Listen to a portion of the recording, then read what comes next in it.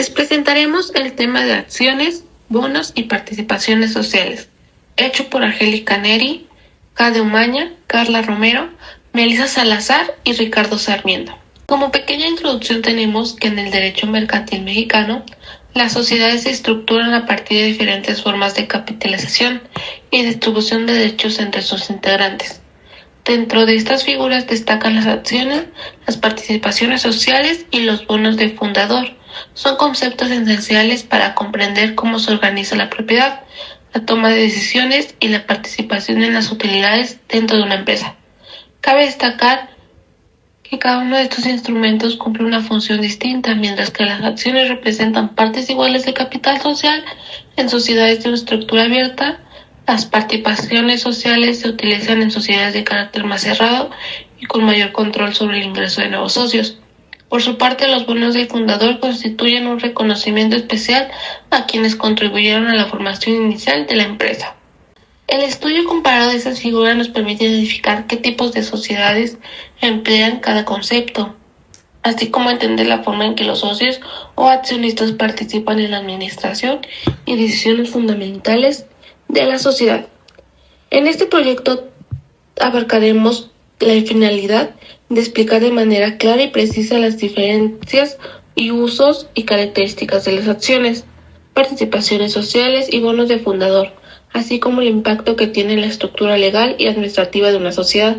Concepto de participación en las sociedades mercantiles. En la sociedad de responsabilidad limitada, el concepto de participación se refleja a través de las partes sociales. El capital de la sociedad se divide en estas partes sociales, que pueden ser de diferente valor, pero siempre deben ser múltiplos de $1.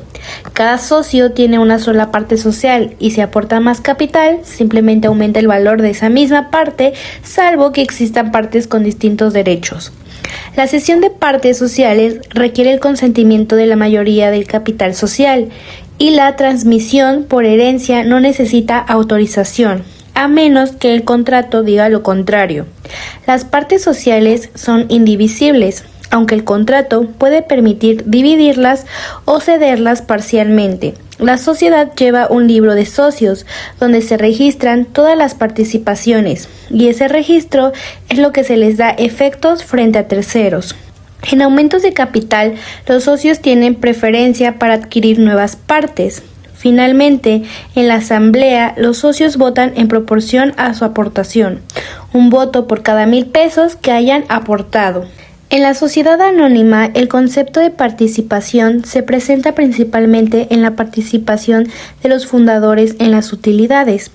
Esta participación es acordada en la asamblea constitutiva y tiene límites. No puede ser mayor al 10% de las utilidades anuales y solo puede otorgarse por un máximo de 10 años desde que se crea la sociedad. Para documentar esta participación se emiten los llamados bonos de fundador. Estos bonos no forman parte del capital social, no dan derecho a intervenir en la administración ni a participar en la liquidación. Su única función es reconocer el derecho a recibir una parte de las utilidades durante el tiempo que indique el bono. Estos bonos deben señalar claramente qué porcentaje de participación otorgan y por cuánto tiempo. También pueden ser canjeados por otros bonos, siempre cuidando que la participación total se mantenga igual. En la sociedad por acciones simplificada, el concepto de participación se manifiesta a través de las acciones, que representan las aportaciones de los socios. Esta sociedad puede formarse por una o más personas físicas y los socios únicamente están obligados al pago de sus aportaciones representadas en acciones.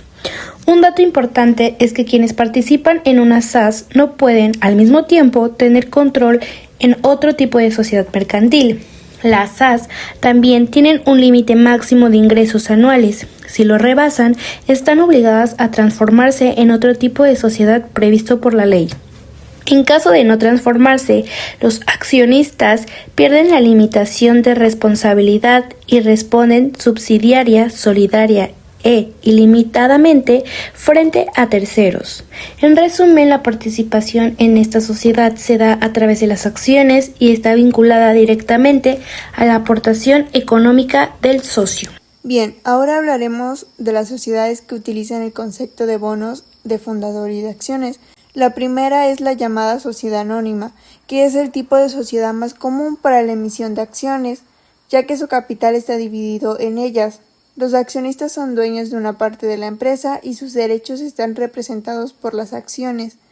En sus características, al menos tiene que tener 2 socios con un mínimo de una acción a su nombre, dividir el capital social en acciones, tener un capital mínimo de 50,000, dividir por derechos de accionistas en económicos y corporativos, designar órganos de vigilancia, limitar la responsabilidad de los socios, reservar el 5% de las utilidades anuales y tener un órgano de administración.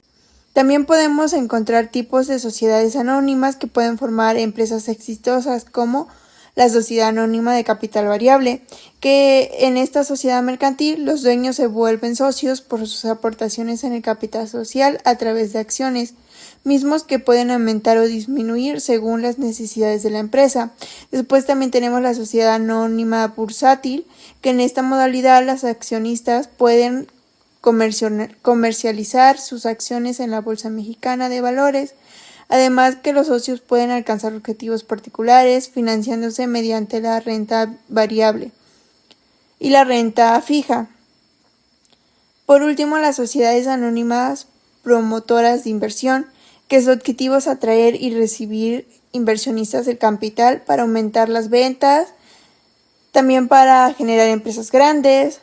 Sus fundadores conservan el control de las operaciones de sus negocios y los inversionistas pueden conocer el manejo de los recursos sin operar activamente en la empresa. Algunos requisitos para formar parte de una sociedad anónima son que deben de existir mínimos 2 socios que se suscriban al menos una acción cada uno por la sociedad. Exhibir íntegramente el valor de cada una acción que debe pagarse. Tener claros cuáles son los elementos de cada socio que se registrará en el acta constitutiva. Exhibir en dinero efectivo al menos 20% de cada acción. Las sociedades quedan establecidas al redactar una acta constitutiva, la cual debe presentarse en el Registro Público de Comercio y registrar la información más importante de acuerdo con los nombres, la nacionalidad y domicilios de las personas físicas o morales que constituyen la sociedad. Ahora, las sociedades en comanditas por acciones. En el artículo 207, fracción 1 de la LGCM, de la Ley General, dice que la sociedad en comanditas por acciones es la que se compone de uno o varios socios comanditados que responden de una manera subsidiaria, limitada y solidaria de las obligaciones sociales y de uno o varios comanditados que utilicen estas obligaciones al pago de sus acciones. También se regirá por las reglas relativas a la sociedad anónima, salvo lo dispuesto en los artículos que se mencionan anteriormente en esta ley. Ahora, las sociedades por acciones, en sus siglas SPA, que es un tipo de sociedad mercantil cuyo capital social está dividido en acciones. En estas, las acciones pueden comprar y vender acciones de la empresa. Cada accionista posee acciones de la empresa en proporción que evidencia por sus acciones. Los accionistas pueden transferir sus acciones a otros sin que ello afecte a la existencia continua de la empresa. En el derecho de sociedades actual, la existencia de una sociedad por acciones suele ser sinónimo de incorporación y responsabilidad limitada. Por lo tanto, las sociedades por acciones se conocen comúnmente como sociedades anónimas o sociedades limitadas. Los tipos de acciones. Las más comunes son las acciones ordinarias, que permiten votar en todas las decisiones importantes de la sociedad, además de recibir dividendos. Después de estas tenemos las acciones preferentes, que no siempre dan derecho a voto, pero sí ofrecen una ventaja económica, principalmente porque otorgan prioridad en el pago de dividendos. Existen también las acciones de voto limitado, que permiten participar solo en ciertos asuntos en específico. Por otra parte, hay acciones que no otorgan voto, enfocadas únicamente en derechos económicos. Y finalmente, en las acciones de trabajo, que se dan a personas que aportan servicios y no dinero al capital. Ahora, sobre los tipos de decisiones que otorgan estas acciones. Las acciones ordinarias dan un derecho de voto pleno, permiten decidir sobre la administración de la empresa, aprobar estados financieros, modificar estatus, aumentar o disminuir la capital, aprobar fusiones y en general tomar todas las decisiones fundamentales de la sociedad.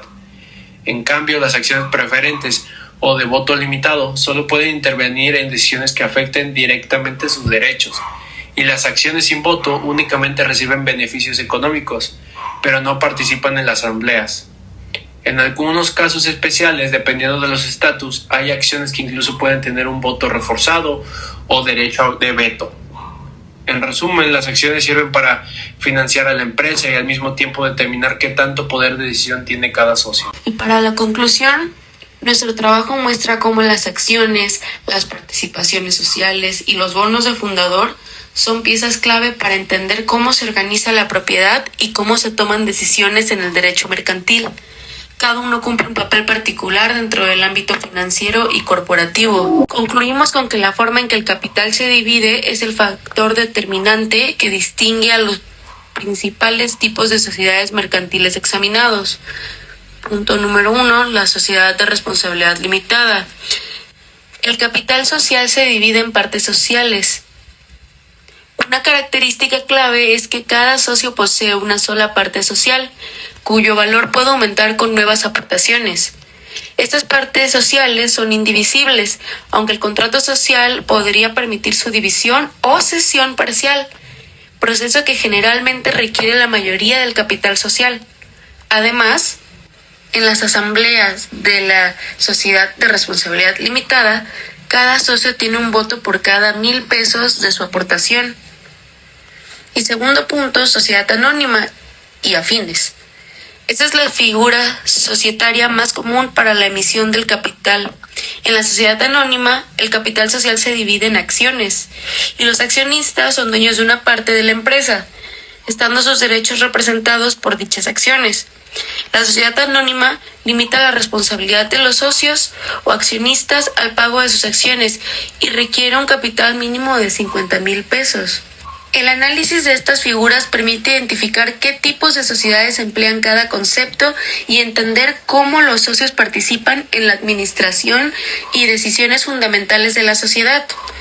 Ejemplos de sociedades que utilizan acciones y bonos fundador incluyen la sociedad anónima en sus distintas modalidades, o sea, sociedad anónima de capital variable, SAB, SAPI, la sociedad en comanditas por acciones y la sociedad por acciones.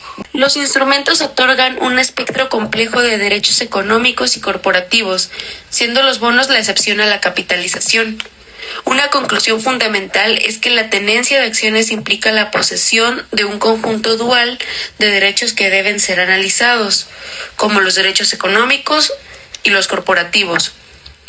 El estudio de los tipos de acciones, ordinarias o preferentes, enfatiza la especialización de estos derechos. Otras categorías como acciones sin voto y acciones de voto limitado o especiales, es decir, voto reforzado o veto, demuestran que la participación en la administración es altamente configurable según los estatutos sociales.